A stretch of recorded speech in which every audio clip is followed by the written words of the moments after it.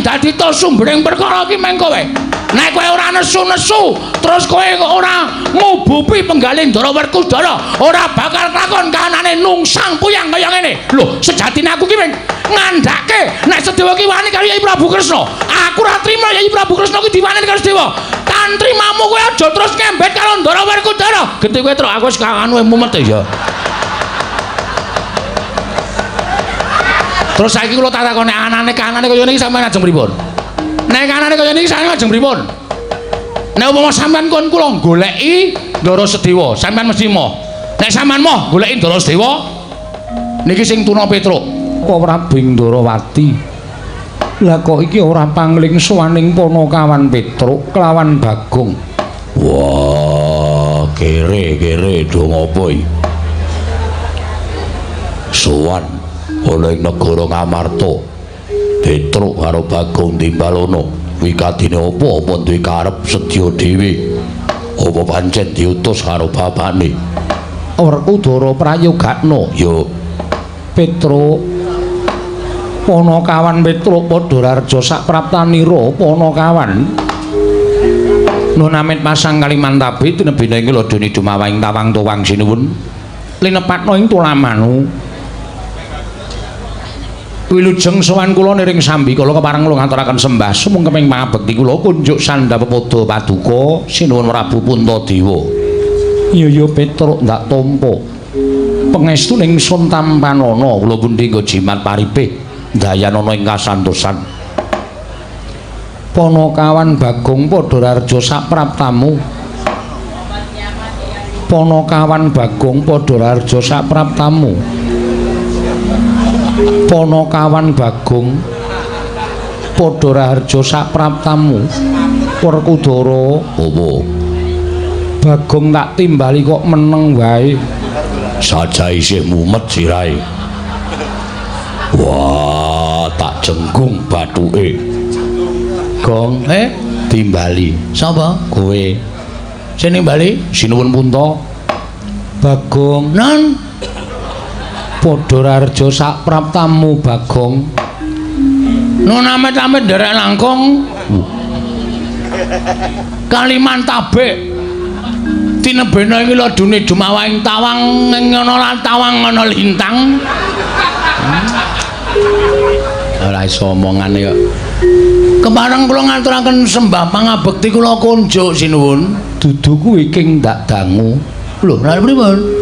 Padararja sapraptamu. Wilujeng niring sambi kala kepareng kula ngaturaken sembah pangabekti kula kunjuk sinuwun. Iya Bagong.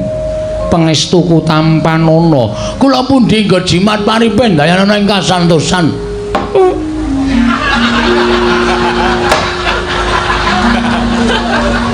Ngandel ora iki.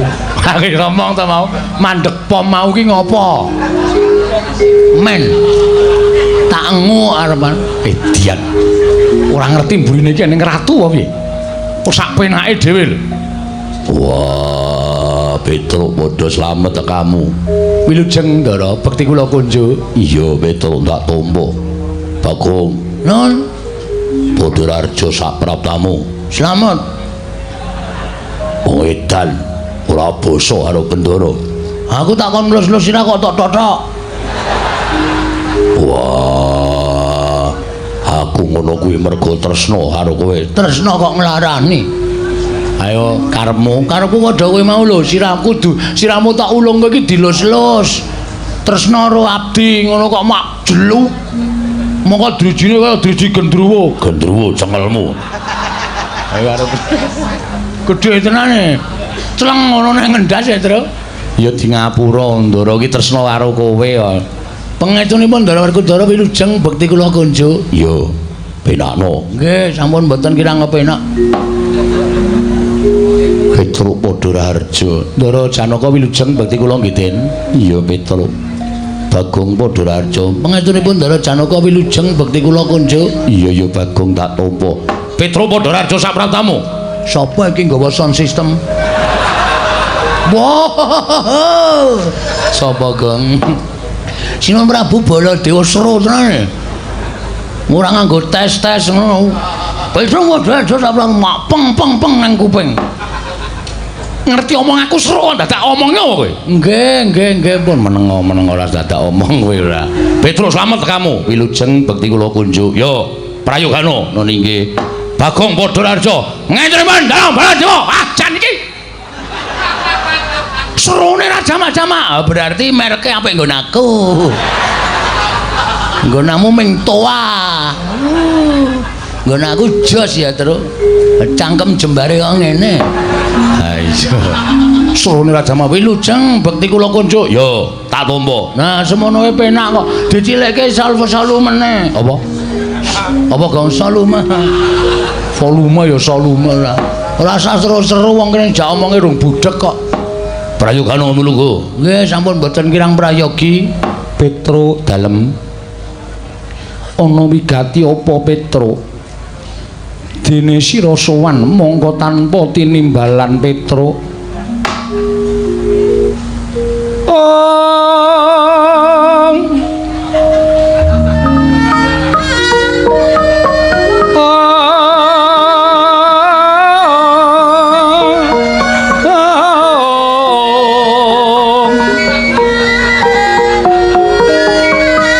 Surem Dewangkara kengken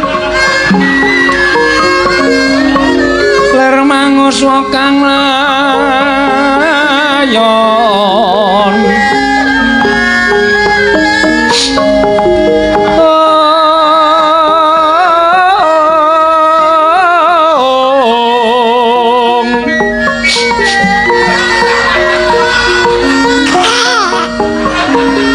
Dinyo langkang memanise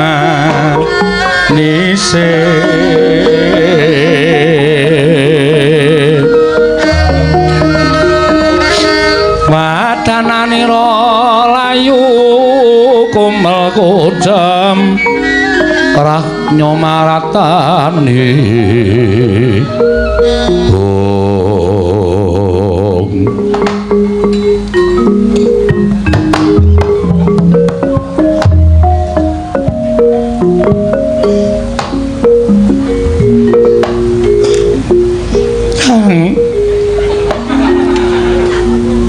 Janget ngendikanipun Ndara Puntadewa Petra sowan neng apa niku kula mboten iso ngampet sedhie ati kula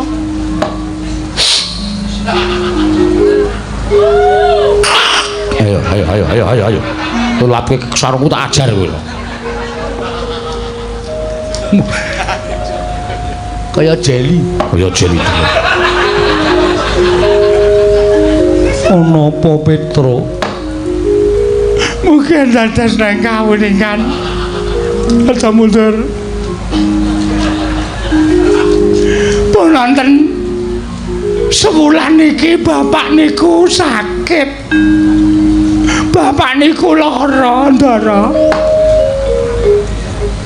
bapakmu Semar nandang raga mboten olahraga lara iya lara kuwi basane raga nggih lara apa Petra mboten ngerti awake wis ora duwe kekuatan mung gletak teng amben mripate kecap-ketip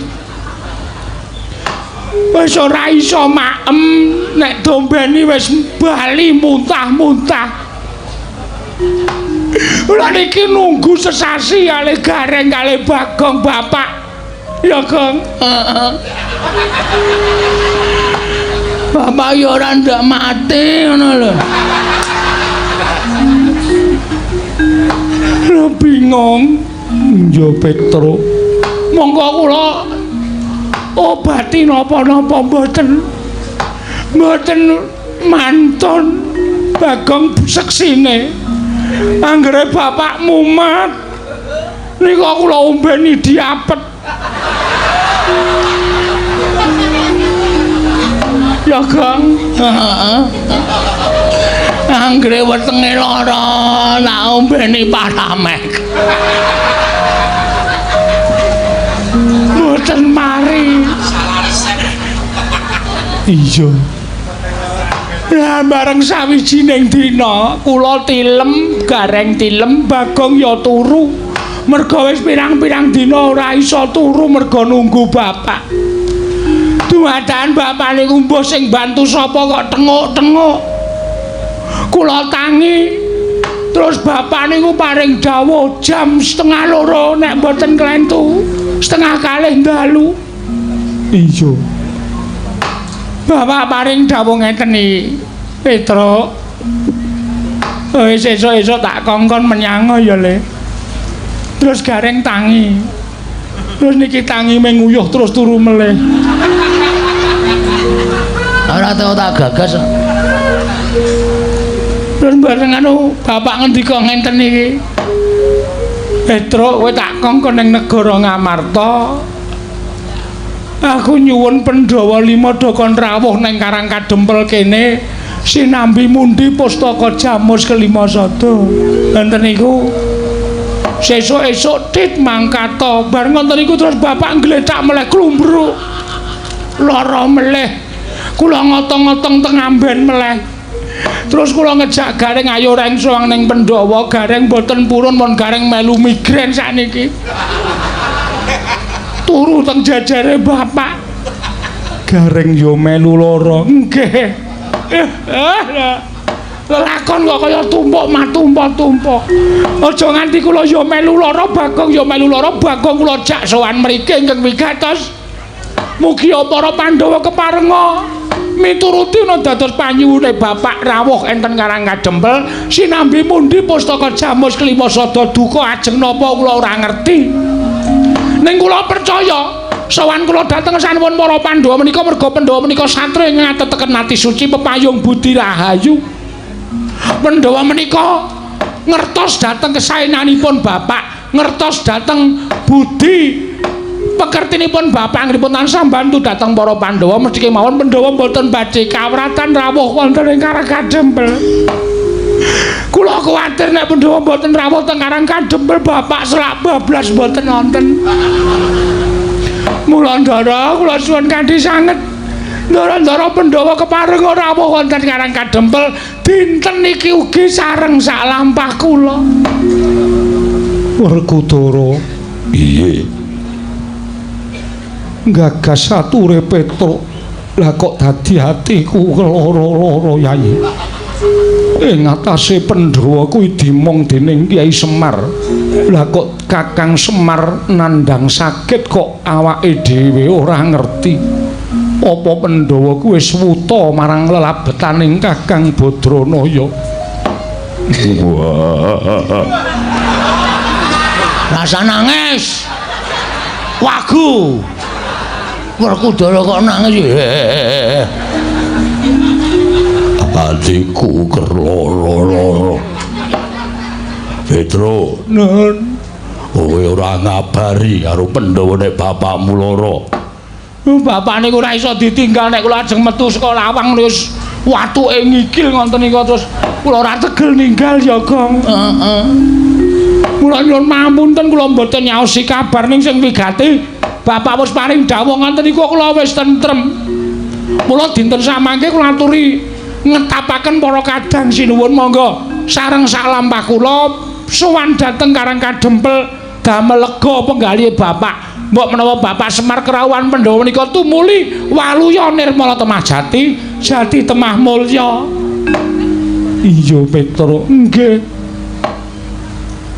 Ning aku njaluk ngapura ya, Petruk. Sebabe yen Pandhawa mbutuhke Pandhawa 5 cacahe dina iki ora kelakon. Kok iso? Merga etungen Petruk ana ingkang gotang. Lho, gotang pripun? Bendara Muragil Sedewa lunga saka negara Ngamarta. Lho. Ndara Ragil lunga tindak? Iya, Petruk. Mongko sangertos kula Ndara Sedewa niku satriya manut-manuting satriya lho.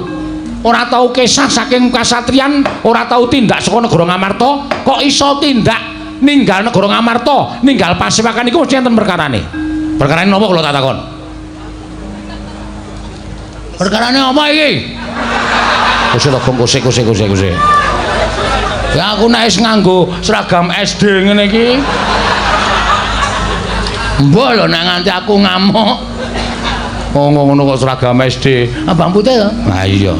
Aku lambene ora putih, teles e. Oh ya wis. Mau kathok-tok aku.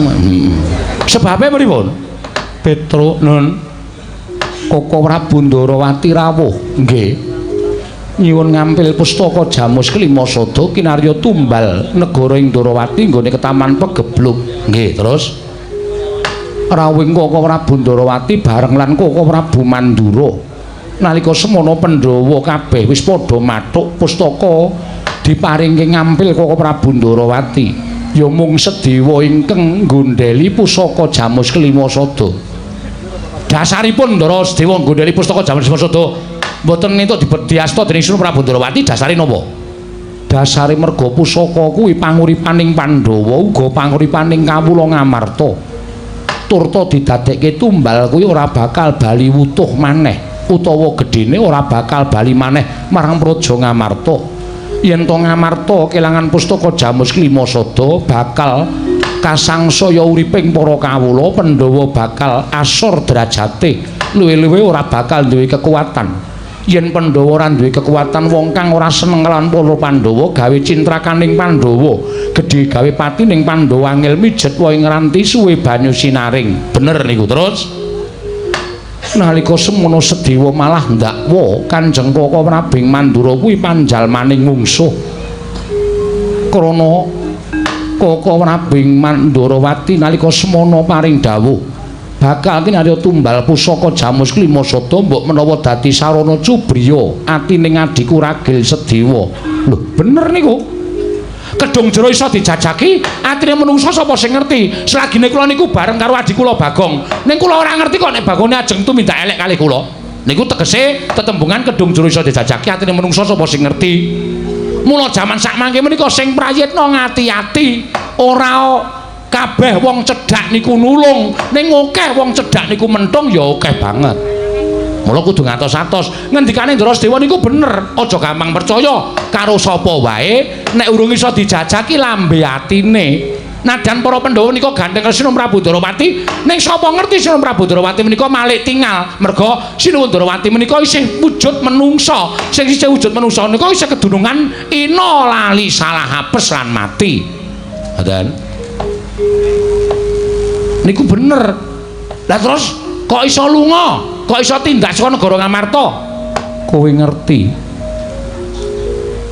Pandhawa kuwi ingkang gampang duka ming kadangmu utawa pepundhenmu ing Jodipati. Nggih.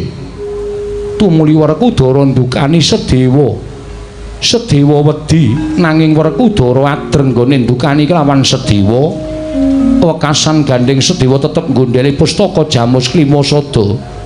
Tumuli Sedewa ditundung karo bendaramu Werkudara.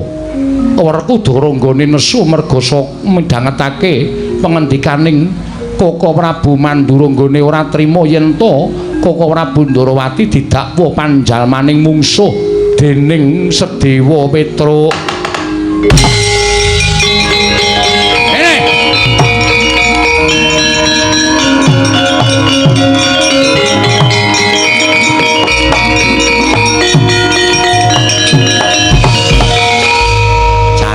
Undering perkara iki menungsane. Lah kok dadi sampean mentala nundung keng rayi ragen niku nuwun sewu kula dasare napa kula tak takon. Ing perkara sampean dasare ngeboti Sinuwun Prabu Ndarawati sampean mentala nundung keng rayi Ndara Sedewa. Monggo panjenengan prisa piyambak.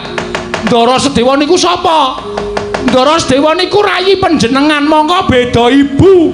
Ujaring para sepuh. Tresnanono adimu kuwalon kaya tresnani adimu tunggal Yayah Rina.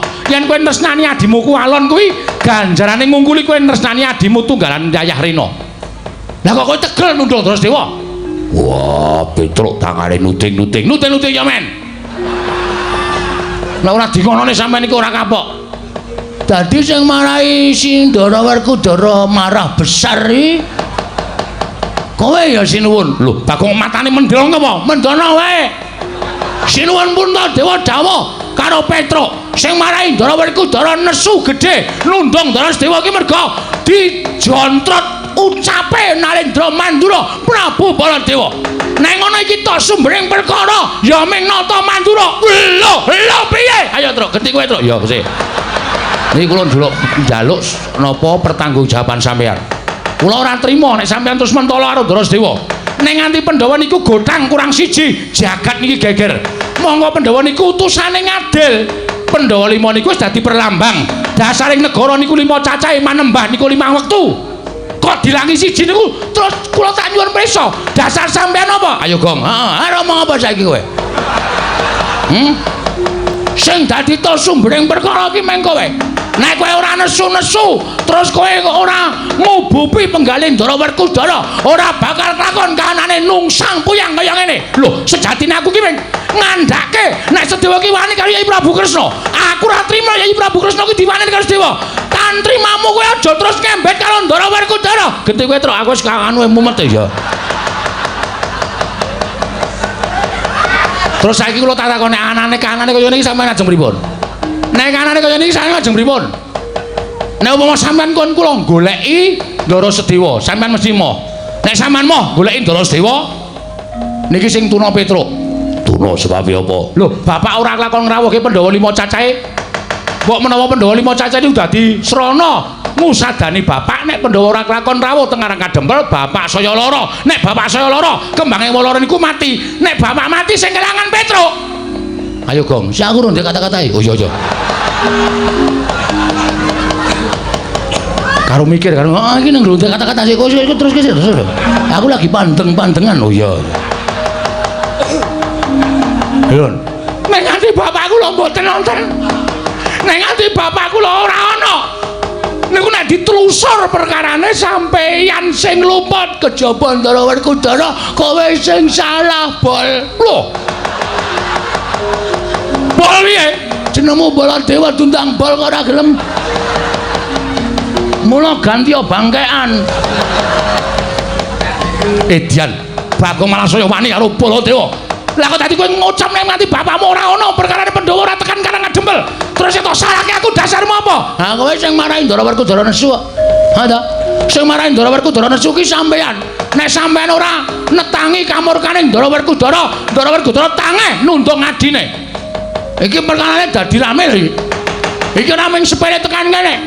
Tinimbangane Bagong ora iso mboyong Pandhawa tekan Karang Kadempel, luwung Bagong mati nang negara Ngamarta. Mbangane Bagong weruh bapak tekaning pati ora kelakon penjangkane.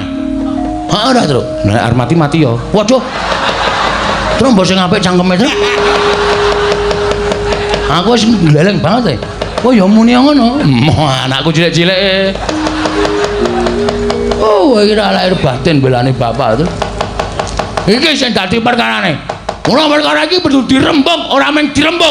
Nek kudu dipiye carane? Ndara Sedewa kudu ketemu. Sing kudu goleki sampeyan ora sudi. Kowe ya.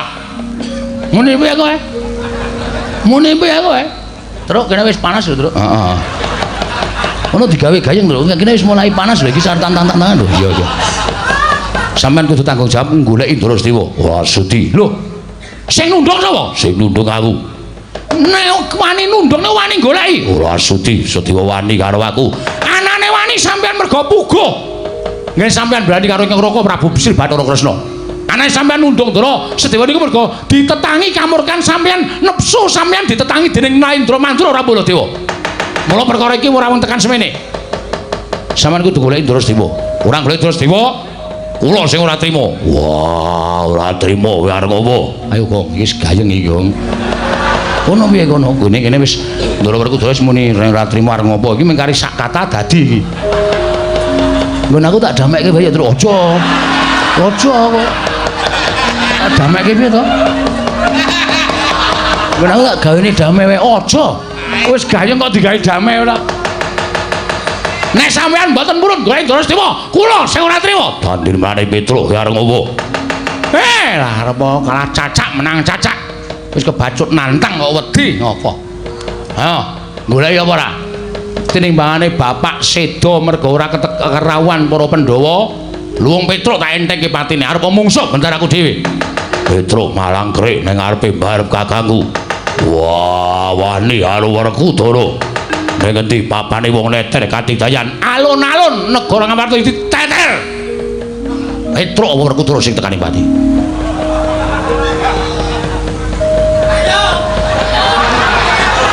Gong, iki wis dadi lho kene, Gong. aku wis ra marep rono kok. Lho piye to iki? Ayo. Iki madhep rono kok. Ono njaluk aku madhep rene kok. Kowe. Cangkem itu. Asale ngayal kowe ora. Madhep rono. Ya, waduh aku berat iki mungsuhe. Kowe Werkudara ya. Aku Baladewa nggawa alugara. Kula ora trima. Wah, saya mabang nggih kuping. Ora trima kowe arep apa? Pokoke nek sampean ora gelem goleki Drasdewa, kula nyuwun mampun tetep wani karo sampean. Petro ora mlayu tak deplok ndasmu.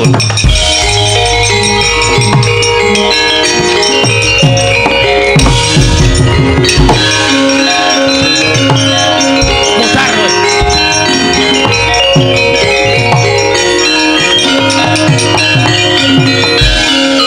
Mutar kowe. Kapokmu kapan kowe? Kepidak cengelmu kowe megap-megap kowe. Tak anggap ming siji wae nyawaku, ha. Cah gleleng e. Rumangsane. Iki kowe ngerti ora? Aku nek nganggo seragam SD wiwit lulus saka SD Pakel kene. Ora tau aku ganti. Mergo aku ora neruske nang SMP ya ming SD terus. Mula tetep tanggo saben dina. Petra wis metu njaba. Ayo Baladewa, kowe njaba kowe. Lho bocah iki malah nantang karo Baladewa anggape apa to? Apa kira-kira wani karo Baladewa sing tak wedeni apa murasa kokean gunung sing tanpa guna. Ayo, kae mati mule kae aja. Ayo. Ayo, ayo. Iki nek ora gendono, iki engko ndak lilimbukane kewengan. Yo. Cek-cek yo. Limbuk arung karuan gayenge. Oh iya ndang ya. Wis ngene iki wae wis apik ngene iki. Sermu piye? Butuh iku kudu bali. Mboten, kula mboten ajeng mangsul. Siji Ndara Werkudara, loro Ndara Baladewa ora iso goleki Drasdewa kinarya jangkeping Pandhawa supaya rawuh teng Karang Kajempel, rawe rantas malam-malam bakal tak puntung. Wani karo Baladewa sing tawon dene awakmu. Wah, dalah. Bagong wis ngalake Pra Baladewa pesantren Sandara Langit. Kowe iso ngalake Bagong sasat iso ngombe es krim. Ben sak omong-omong aku. Neng endi? Pamane neter kate ayo. Jemetu Jawa tandinge kene Jawa.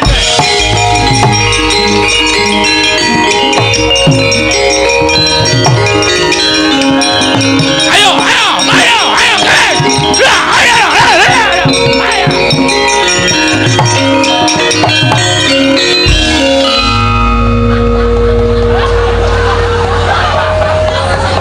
Bola bali nek cah edan. Ana ratu kok digetak-getak nganti Koko Prabule mlayu nabrak cagak. Seneng ya aku. Amen tak bebeda kaya ngono gendandapan. Monggo sandale sandal lunyu. Ayo. Gua mlaku kaya main sekicus. Jebles. Geguyu karo warga Ngamarta. Iya, Bagong. Nggih. Kula nyajeng nyuwun prisa critane ngonten tenan lho. Iya, Bagong. Pancen bener. Yen to Sedewa dinesoni dening Werkudara ditundhung lunga wondene ingkang netangi kamurkaning Werkudara Koko Prabu Baladewa. Diantran. Kodha kaya ngono ya Nayaka Praja Negara Ngamarta. Dudu Ngamarta ning Mandura. Anu nggih. Mangkelake kan. Jan. Iya, Bagong. Nggih. Bapakmu lara tenan. Lara tenan iki wonten resep sing durung iso ditebus.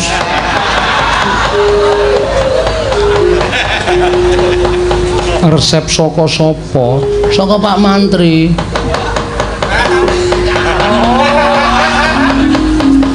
Resep saking Pak Mantri tulisane Poliklinik Rebu.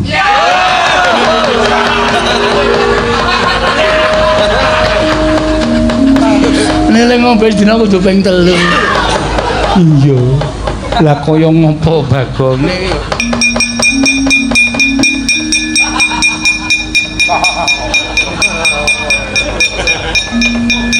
Mulai niki pancen ya kudu ditebus tenan nggih. Niku ora wonten regane to. Ana Bagong. Ana angka 5 nule 6. Ning kok nul mburi dhewe warnane biru. Kancane ireng. Do cilok kae. Konangan iki tak tambahi nol dhewe pulpene biru. Mongko 05-ne ireng ya wis. Niku nganu niku pas nulis dit niku pulpene entek. Oh ngono ora ngapusi to mboten. Nek kula men maring dawuh. Undutna Prabiyadana wis taken dawuh. Nek ora ngono bola-bali pamit wis ora dipercaya. Kudu nganggo cara. Menika ora iya.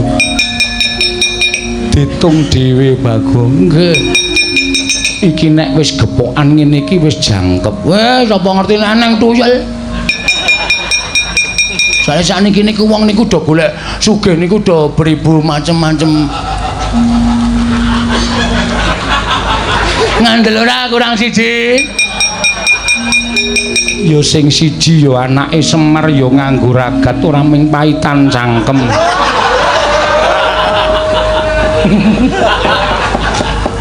Sithik ning atos sing.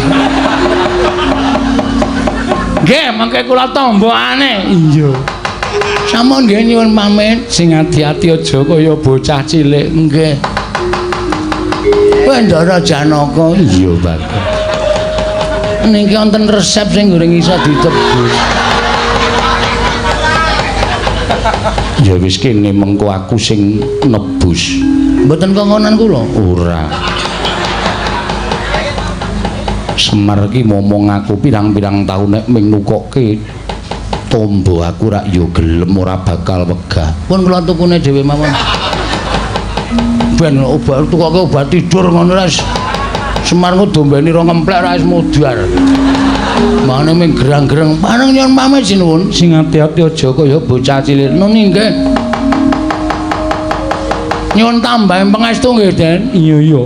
Syukur bagi Waka Prabu lan Werkudara eling Purwadasina nggone wis nglakoni keluputan Bagong. Nuni nggih, nyuwun pamit, Ndara. Iya sing ati-ati para